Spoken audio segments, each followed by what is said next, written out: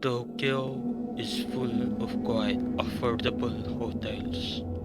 Most travelers check in, sleep, and move on without a second thought.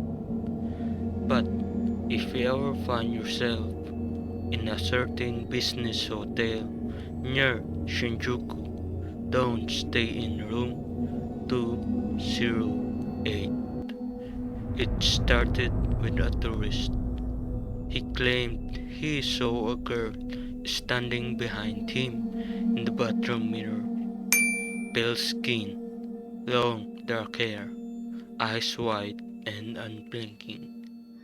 He turned around quickly, but no one was there. When he looked back, she was still there, instead staring at him through the glass.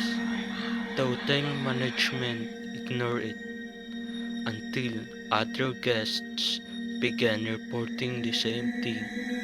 Always the same room, always the same girl, no movement, just watching. Trying to stop the rumors, the hotel removed the mirror entirely. For a while, the complaints stopped.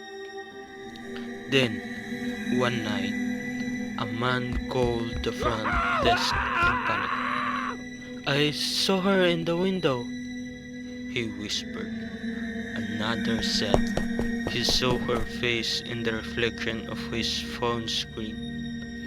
One woman woke up to find her laptop screen lit up in the middle of the night. The camera was on, and her own reflection was not alone. Room 208 still exists. The mirror is gone, but she isn't. She found other ways to be seen.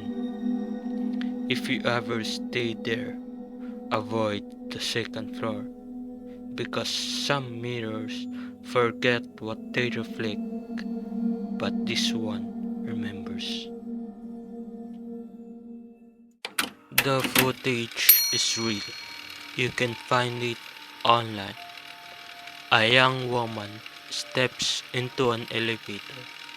She presses several buttons, one after another.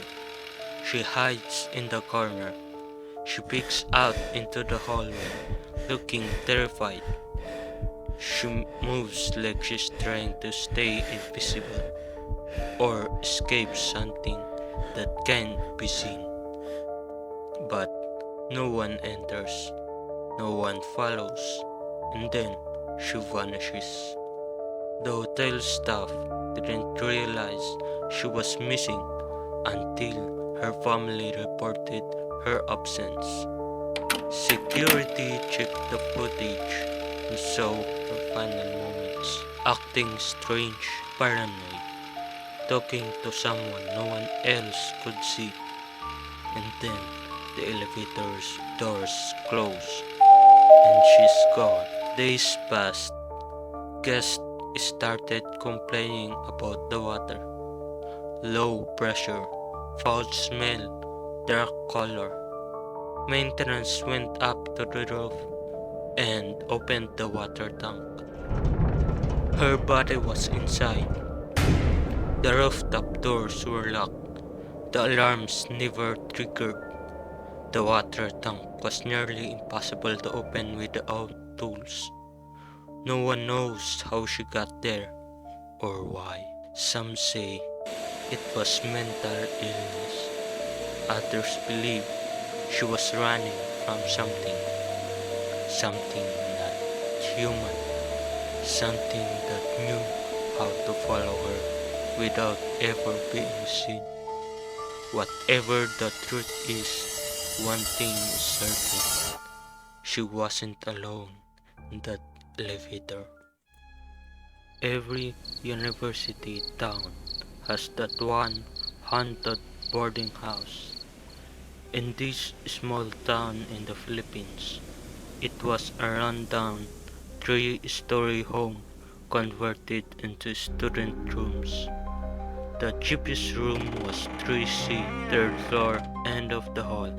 always available, always avoided. The first student who dared to rent it said the first night was normal until 1:13 a.m. That's when the screaming began. It wasn't someone outside, it came from the walls. A girl's voice, crying, then screaming, then begging. Let me sleep, please, let me sleep. The landlord told him it was just nightmares. But the next student heard it too, and the next, and the next.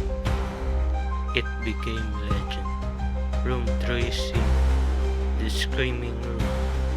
They say a girl lived there long ago, overstudied, barely slept. She stopped going to school, stopped living. One day, she disappeared. No investigation, no goodbye. Years later, during renovations, workers opened up a strange hollow in the wall. Inside was a blanket, a school bag, and a tattered diary. The final page read, "They never let me sleep. Now, every 1:13 a.m., she screams again. Maybe it's a memory stuck in time, or maybe it's a soul still begging for rest."